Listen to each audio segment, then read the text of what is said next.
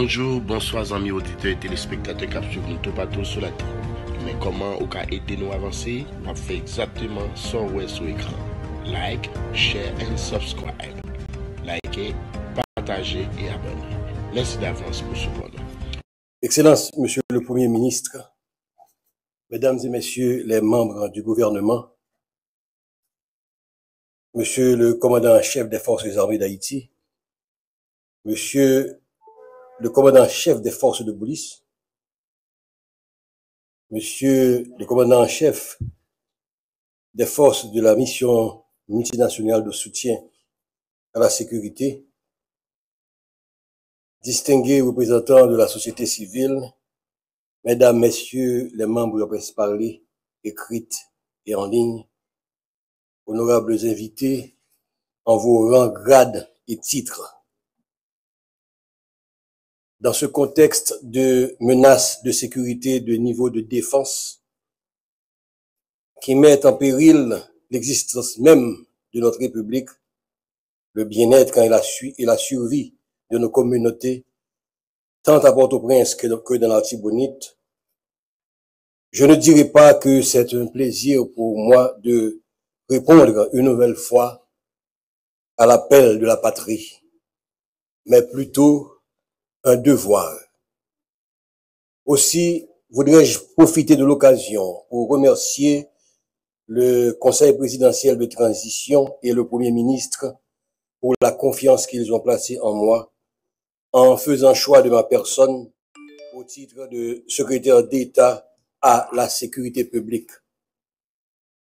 À un moment où le pays vient d'enregistrer pour l'année 2024 qui vient de s'écouler un nouveau triste record en matière de statistiques criminelles, soit 5601 homicides et 1494 cas de kidnapping.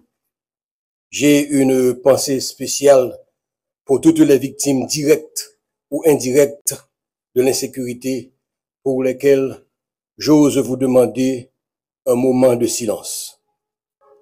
Mesdames, Messieurs, si j'ai accepté de revenir au service de l'État et de la population dans un contexte aussi difficile que troublé, ce n'est pas parce que je crois que je peux faire des miracles, ni que je sois porteur d'un quelconque destin messianique, mais c'est seulement parce que j'ai grand espoir que mon expérience dans le domaine stratégique et opérationnel, associée aux compétences professionnelles de collaborateurs choisis sur mesure, pourront apporter une contribution significative dans ce grand chantier de la reconstruction de la gouvernance sécuritaire du pays. Évidemment, je ne me berce pas d'illusions sur l'ampleur des tâches qu'il convient d'abattre dans un délai que nous voulons le plus court. Redynamiser l'action des forces de police et des services de renseignement de sorte à optimiser les résultats opérationnels sur le terrain en ce qui concerne notamment la lutte contre l'insécurité. Coordonner l'action des principaux organismes publics coproducteurs de la sécurité de manière à générer un effet de complémentarité contrôlée dans le processus de sécurisation du territoire. Proposer au gouvernement une politique nationale de sécurité publique afin de permettre aux acteurs de sécurité d'agir avec une plus grande proactivité et une plus grande capacité de ciblage des menaces de sécurité. Et finalement, offrir à l'état-major de la PNH un encadrement technique pour lui permettre de renforcer la gouvernance interne de l'institution et d'améliorer le niveau de confiance de ses membres dans le commandement et le niveau de confiance de la population dans les forces de police. Tous ces défis qui nous paraissent colossaux sont pourtant nécessaires pour garantir la mise en place d'une ingénierie institutionnelle performante, en même temps qu'il nous faudra aussi penser ou repenser les outils stratégiques qui nous permettront de mieux appréhender et mitiger les facteurs de risque du crime transnational organisé qui ne cesse de menacer notre sécurité intérieure.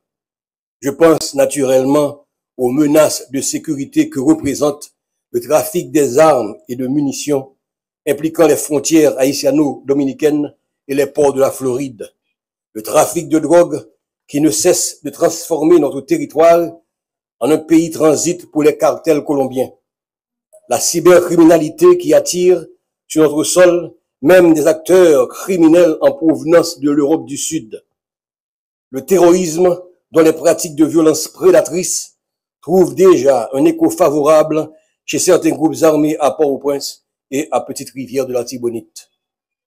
Mesdames, Messieurs, s'il faut que je le rappelle, la fonction de la sécurité publique ne se limite pas seulement à concevoir, planifier, coordonner et mettre en œuvre des parades d'action institutionnelles se limitant exclusivement au domaine de la lutte contre la criminalité ou de la délinquance. Cette fonction s'étend aussi à tous les faits ou phénomènes non criminels susceptibles de porter atteinte à l'intégrité physique du citoyen ou d'une communauté, tels l'insécurité des transports, les risques des catastrophes environnementales, les menaces urbaines et les dangers représentés pour les membres d'une communauté par les travaux ou les ouvrages publics. Autant vous dire, mesdames et messieurs, puisque la meilleure sécurité a toujours été celle qui implique la participation active des membres de la population dans la détermination des objectifs de sécurité, nous ambitionnons de construire des partenariats stratégiques avec les acteurs locaux des municipalités et des quartiers exposés ou menacés par les groupes armés ou les violences communautaires.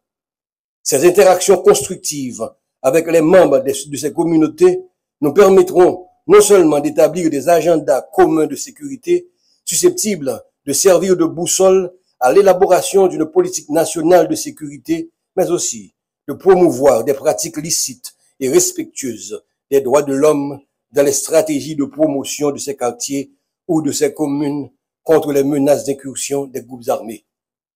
Évidemment, notre plan d'action ne pourra s'exécuter avec succès sans le concours et l'effort individuel et collectif des personnels de la Secrétaire d'État à la sécurité publique, que nous saluons ici le courage et invitons déjà à une franche collaboration et au travail. Mesdames et messieurs, Haïti est au fond du gouffre. L'heure est grave et les attentes sont grandes. Nous sommes à un carrefour où nous devons nous résoudre à boucler le cycle de tous nos sentiments vécus et entretenus aux dépens du moi national crucifié par nos ambitions et nourri des compétences voulues. C'est le moment des sacrifices.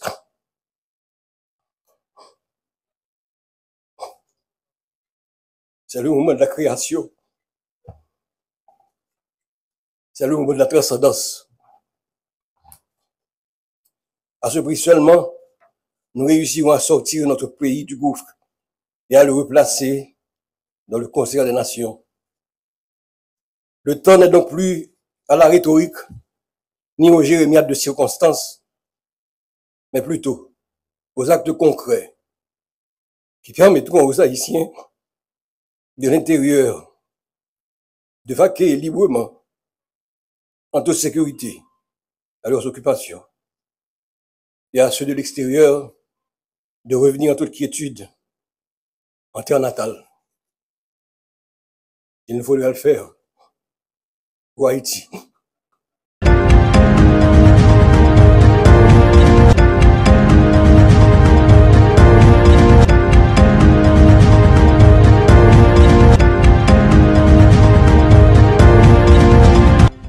Bonjour, bonsoir amis auditeurs et téléspectateurs qui suivent nous tout partout sur la terre. Mais comment on peut aider nous à avancer? On fait exactement ça sur l'écran. Like, share and subscribe. Likez, partagez et abonnez. Merci d'avance pour ce bonheur.